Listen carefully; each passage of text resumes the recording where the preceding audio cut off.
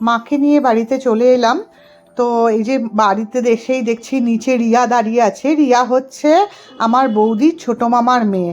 এবার সবাই মিলে জল্পনা করছে যে মাকে কি নিচে একবার বরণ করা হবে না উপরে। তো আমার মা বাড়ির ভেতরে ঢোকার আগে সবসময় মাকে নিচে একবার বরণ করে। তো সেই জন্য মা বলছে যে না না, নিচে আগে একবার বরণ করে নেব, তারপরে উপরে গিয়ে সবাই আবার বরণ করবে।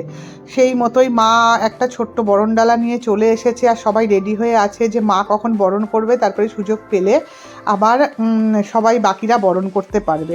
তো মা চলে এসেছে বরণ করার জন্য।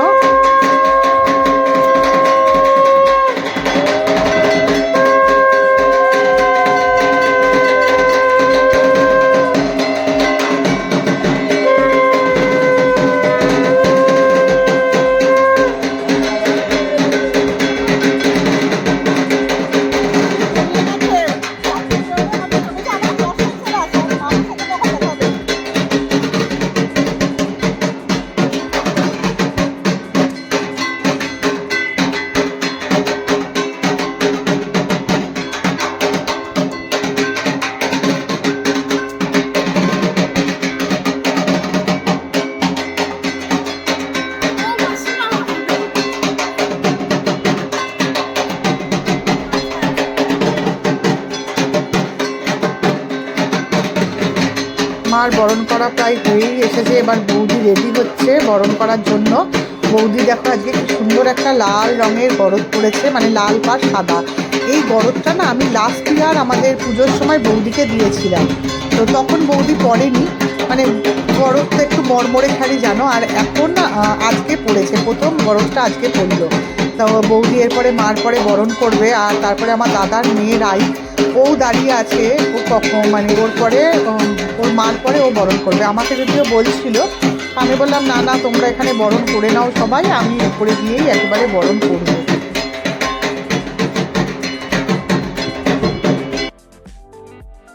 উপরে মাকে তোলা হয়ে গেছে, জায়গা মতো বসানোও হয়ে গেছে। আর এই দেখো বৌদির যে ছোটো মামি, ওনার মা আগেই একবার দেখিয়েছিলাম, এখন মাকে বরণ করছে।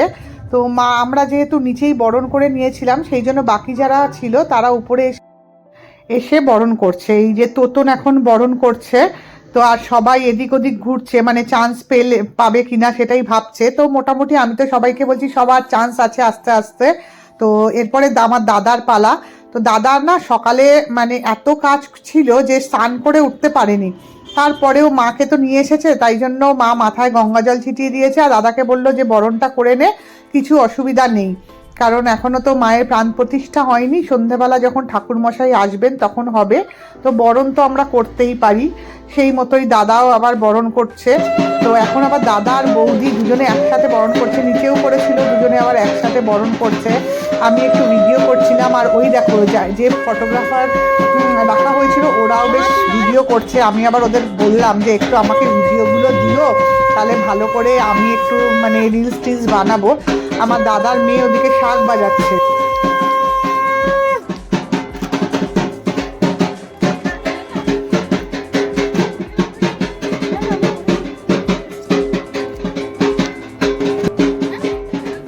আর এই যে যিনি এখন বরণ করছেন, উনি হলেন বৌদিদের ঠিক পাশের ফ্ল্যাটেই থাকেন কাকিমা। তো কাকিমা স্নান টান করে রেডি হয়েছিলেন, তো কাকিমা নিচে নামতে পারেননি, তাই কাকিমা উপরেই এখন বরণ করছেন। আর এই যে মার এক ওই বান্ধবী কাম মেয়ে, মানে মার বান্ধবী, উনি এখন বরণ করছেন, প্রতিবাদী, আমরা প্রতিবাদী বলে ডাকি। তো সবাই একজন একজন করে বরণ করছে। ওনারা আমাদের বাড়িতে পুজোর কাজ করছিলেন, তাই জন্য ওনারা নিচে যখন মাকে আনা হয়েছিল তখন যেতে পারেননি, তাই জন্য উপরে আসার পর সবাই একজন একজন করে বরণ করছে, বরণ করা হচ্ছে।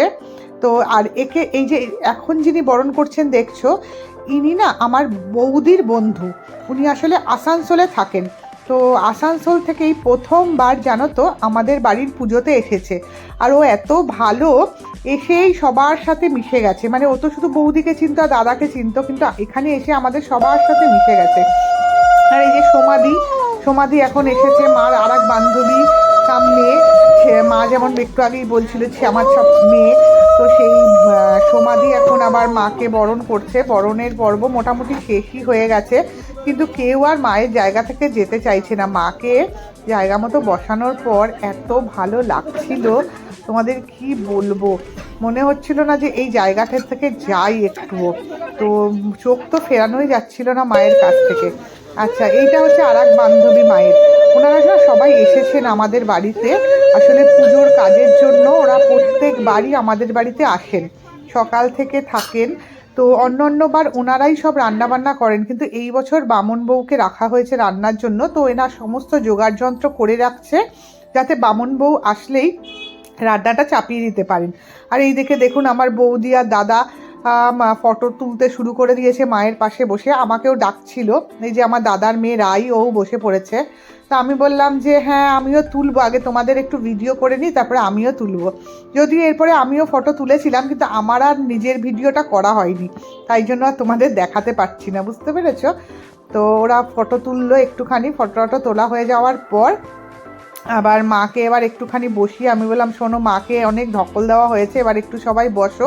ও বাবা, এখন আবার দুজন মা মেয়ে ফটো তুলছে। আমিও গেছিলাম ওদের দুজনের ফটো তোলার পর, আমিও আবার গেছিলাম ওদের সাথে ফটো তুলতে।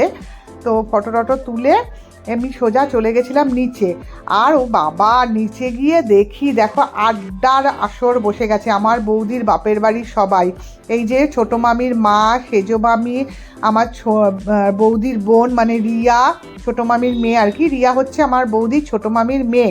এই যে সেজো মামা, ছোটো মামি, আমার বৌদি, তার মধ্যে আমি ঢুকে গেছি, আমার দাদা, আর ব্যাস যাই কোথায়। আড্ডা তো পুরো একেবারে জমে ক্ষীর, এত মজা হচ্ছে, সবাই আমরা গল্পে মেতে উঠেছি। উপরে এদিকে মার ভোগ রান্না শুরু হয়ে গেছিলো।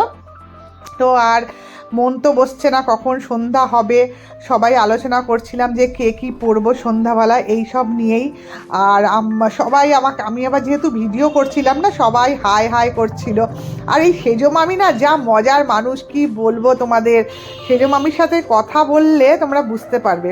ঠিক আছে, চলো এবার একটু রেডি হব।